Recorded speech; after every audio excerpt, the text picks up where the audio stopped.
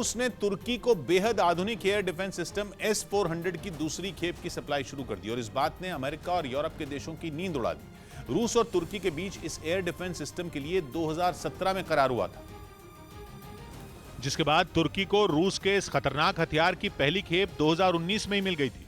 S-400 दुनिया का सबसे मजबूत एयर डिफेंस सिस्टम माना जाता है और कहा जा रहा है कि ऐसे वक्त में जब दुनिया के ज्यादातर देश रूस के खिलाफ खड़े हैं, उसने इस हथियार की दूसरी खेप तुर्की भेजकर उसके साथ अपनी दोस्ती और मजबूत कर ली।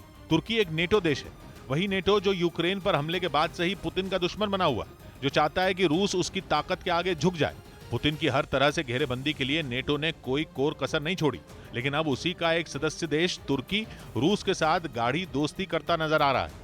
लेकिन तुर्की का ये रुख कोई नया नहीं है, बल्कि यूक्रेन की जंग शुरू होने के बाद से ही उसने ये साफ कर दिया था कि वो न तो रूस से गैस खरीदना बंद करेगा, न ही हथियारों की डील रोकेगा।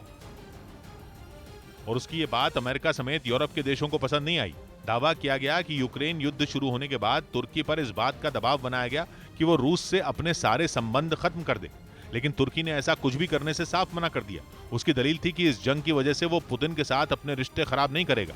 और एक महीने में ही तुर्की के राष्ट्रपति रजिब तैयब एर्दोआन ने पुतिन के साथ 2 मुलाकात कर इसे साबित भी कर दिया। दोनों की पहली मुलाकात जुलाई में ईरान की राजधानी तेहरान में हुई, जबकि दूसरी बार पुतिन और एर्दोआन 5 और 6 अगस्त को रूस के शहर सोची में मिले और बंद कमरे में चली घंटों की मीटिंग के बाद ऐलान किया गया कि रूस और तुर्की आर्थिक और ऊर्जा के क्षेत्र में सहयोग बढ़ाएंगे। लेकिन कहा जा रहा है कि पुतिन और एर्दोआन की इस दोस्ती से अमेरिका और यूरोप के देशों के माथे पर चिंता की लकीरें पड़ गई, क्योंकि यूक्रेन की जंग शुरू होने के बाद से ही पश्चिमी देशों ने रूस पर तगड़े प्रतिबंध लगा रखे हैं। उनकी कोशिश है कि आर्थिक पाबंदियों से घबराकर पुतिन जंग खत्म करने का ऐलान कर दें और पश्चिमी देशों को अपनी जीत पर ताली बजाने का मौका मिल जाए।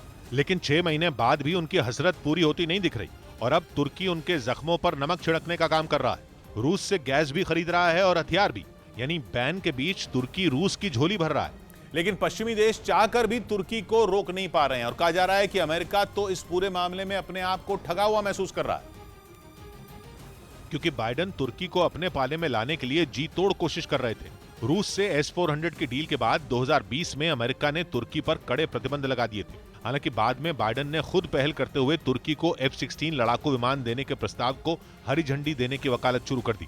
बाइडेन ने अमेरिकी सांसदों को राजी करने के लिए पूरा जोर लगा दिया ताकि हथियारों के सौदे को मंजूरी मिल जाए, लेकिन अब तक ऐसा हुआ नहीं। कहा जा रहा है कि तुर्की ने इस पर भी अमेरिका से अपनी नाराजगी जाहिर की। इस बीच रूस ने उसे S-400 की दूसरी खेप भेज दी। माना जा रहा है कि ऐसी स्थिति में तुर्की की अमेरिका से दूरी और रूस से नजदीकी बढ़ सकती है।